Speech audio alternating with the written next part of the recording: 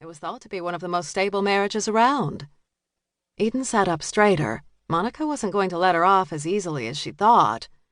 Well, a marriage can look healthy on the outside and be loaded with problems inside.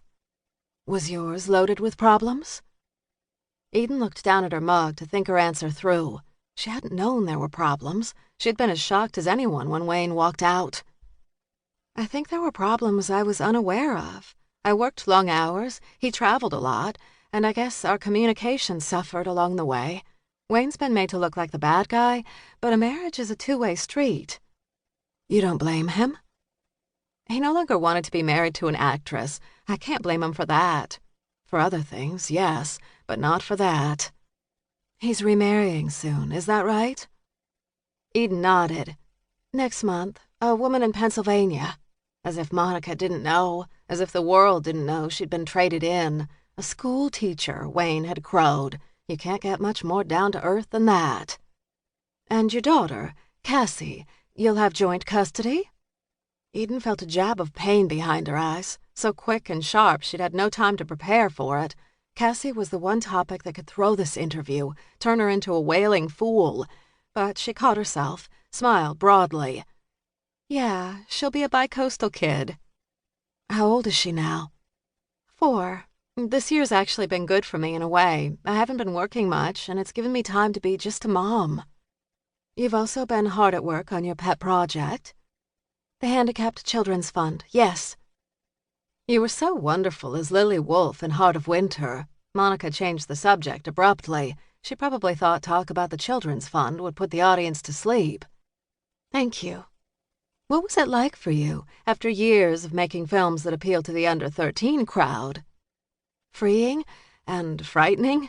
I wasn't certain how seriously I'd be taken in that type of film. Your Oscar should put that concern to rest. Did it surprise you to win? Eden uttered something modest, humble words that poured from her mechanically and that she would forget moments later.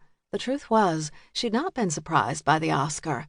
She'd gone to the premiere of Heart of Winter, more anxious about what she would see on the screen than she'd ever been before.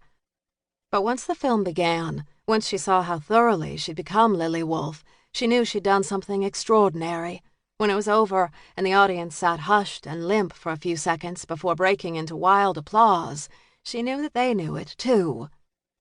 Why were you so adamant about not doing a nude scene? Monica asked. Eden shifted on the sofa, wishing she had a place to set the mug of now cold coffee. It seemed too great a leap, she said. You know, one minute I'm playing the heroine of 10-year-olds, the next I'm rolling around naked in bed with a guy. And that guy was Michael Carey. Eden felt the color rise in her cheeks. You're blushing, Eden, Monica grinned, delighted. Everyone's blown our friendship way out of proportion. Is that all it is? Friendship? Absolutely. She thought of Michael watching this interview. He'd heard these words from her dozens of times. Maybe he'd finally believe her if she said them in public. I like his company, but I'm not rushing into a serious relationship with anyone. Monica shook her head in disappointment. You two seem so very right for each other. I don't think I've ever, despite the fact that you were clothed the entire time, seen a more erotic love scene in a movie than that hotel room scene between the two of you. Eden smiled, felt the color rise again. There was chemistry between the two characters. That doesn't mean there's chemistry between the two actors. Oh, God, did she really say that? Sorry, Michael. Your childhood, Eden. It's the one topic you steadfastly refuse to discuss in an interview. Eden kept her smile in place. And I'm not about to change my policy on that now, Monica. She discussed her childhood with no one, not even herself. She felt as though someone else had lived her life before she moved to California. Well, let me just summarize a little. You're the daughter of the extremely successful children's author, Katherine Swift, who died when you were quite young.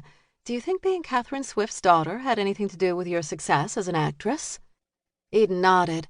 It got my foot in the door. It helped me get parts in the films that were based on her stories, but after that I was on my own.